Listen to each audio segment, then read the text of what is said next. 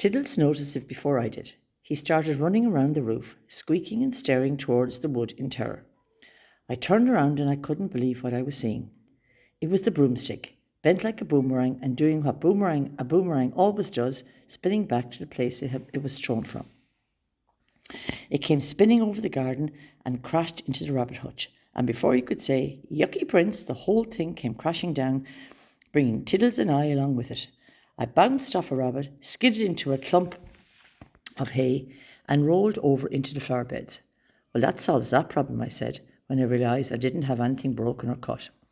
I scurried across the grass, up the steps and into the cottage. What a mess. There was slime, goo, sticky stuff, water, bits of food, rags and broken furniture everywhere. And just in front of the Yuckee Prince's bedroom was a swamp with 2 crocodiles slowly paddling along. My books were all over the floor, but thankfully none of them seemed to be torn. As the crocodiles looked at me through lazy eyes, I went scurrying across the floor hunting for the correct book. I found it stuck in a pile of snow near the front door. I nudged it open and with my nose and quickly, well, not that quickly really, turned the pages by grabbing the corners of my teeth and running to the edge of the page.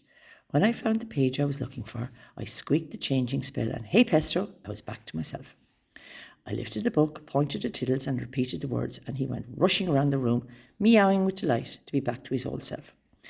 I took another look at the room. It looked even worse now that I could see it properly. Still, I didn't have time to do anything now.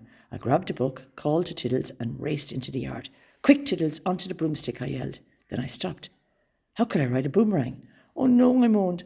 "I don't have time to go hunting for a spell to straighten this out. I'll just have to do the best I can." I put my foot on one end, grabbed the other with my hands and started pulling and tugging with every bit of strength I had. I looked at the broomstick. It was still bending up to the right, but it was close enough. As I said the magic words, it began to hover. I put Tiddles on the back and hopped on. I tucked the book under my arm and clutched the neck of the broomstick with both hands, pointing it straight ahead towards the woods. "Fly, Beauty," I commanded. Well, what do you say? Well, what do you expect me to call my broomstick? Horace? And she zoomed off, too high and too far to the left. "Down," I snapped, and we drifted down. I jumped off, placed the neck of the boomerang over my knee and began pushing for all I was worth. I held it up and looked at it. It looked straightish now. It certainly wasn't pointing up anymore. I jumped back on, gave the command, and whoosh, we were flying to the right, back towards my cottage. "No," I screamed in panic. I couldn't waste any more time, stopping and starting. I didn't know where the ogre was, and even worse, what he was doing. And I could only pray he hadn't eaten the Yuckee Prince yet. I grabbed at the neck of the broomstick and jerked it back towards the woods, and for the next few minutes I had the most terrifying time, zooming above the clouds, wobbling this way and that as I fought with my broomsticks, trying to make it go in one direction while I struggled to go another. Oh, it was such fun, I don't think. It was like riding a wild horse, but in midair. We finally managed to wobble our way across the treetops, and there was the ogre. He was standing in a little clearing, looking at a roaring fire. "Hover," I whispered, and we stopped just far enough so that he couldn't see us. He fumbled in his pocket, pulled out one of the Yuckee Princes, and dangled him in front of the fire. "Boy, man, tastes good," he drooled. "Tastes much nice." Pop! The Yuckee Prince he was holding popped like a balloon and disappeared. "Where'd he go? What happened?" The ogre said, dimly, as he jumped back in surprise. "Where'd man boy go?" I smiled with relief. Ogres are so stupid. Everybody knows that if you spell up boys and girls or animals, they aren't real. They might look real, sound real, and feel real, but they're no more real than one of those fancy balloons you can buy. You know, the ones that look like people or animals. And just like those balloons, if they get too hot, they go pop and disappear. "Get another one. Get him another boy, man," groaned the ogre, poking his hand into his pocket. The one he pulled out this time was squealing and kicking and trying to bite his hand, which must have been a bit like trying to bite a mountain. "This one nice and lively. This boy, man, taste nice." He dangled him in front of the fire. Pop! Another Yuckee Prince disappeared. "Where'd this one go?" yelled the ogre angrily. "Where'd this one go?" He snatched out the real Yuckee Prince. "Eat this one now. not let him go pop and go away. Eat him now, he said, now. No, put me down, screamed the Yuckee Prince. I know where there's a nice, tasty witch and a cat. My mum and dad will be back soon. And they'll be plump and tasty. And there's the butcher and his... But fortunately, the ogre didn't listen to him. He held the Yuckee Prince up to his mouth and drooled. I was just about to fly down to him when he stopped and shook his head.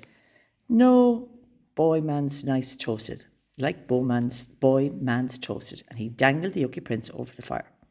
Now I have to be honest and say that if I'd set out without the slightest idea of how I was going to save the Yuckee Prince, and as I watched the ogre dangling him over the fire, I still didn't have a plan. I thought about making the ogre disappear, but if I did that, the Yuckee Prince would just fall into the fire. I thought about shrinking the ogre, but his royal yuckiness would still end up in the fire.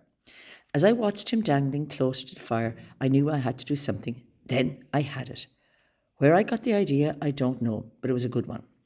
I held on to the broom with one hand and tilted it slightly so that it would be flying just below the ogre's hand. I touched the spellbook with my free hand and whispered, "Fly!" I swooped down at the ogre, screaming as loud as I could. He looked up in surprise, and I hurled the book as hard as I could, straight at his face. He jumped back and raised his hands to cover his eyes. As he did, the prince slipped between his fingers. I reached out, grabbed the Yuckee Prince by the hair, jerked him up onto the broomstick behind me, and hurtled out of the forest.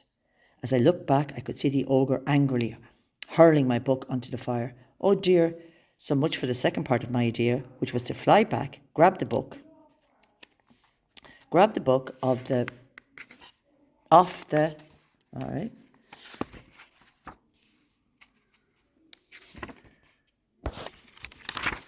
off the ground and cast a spell that would send the ogre back to where it was he came from. I pulled hard, turning the broom towards the cottage. The Yuckee Prince was clinging tightly onto my shoulders and crying, "Oh, thank you, you're so brave." He was shaking with fear, and this time I thought he actually meant what he said. We came flying into my garden, and I ordered Beauty down. The Yuckee Prince jumped down and threw his arms around my neck. "Oh, thank you, he sobbed again. "Thank you for saving me. I'm safe again." Thud, thud, thud came the rumbling from behind me. I spun around and shrieked with fear. The ogre was coming.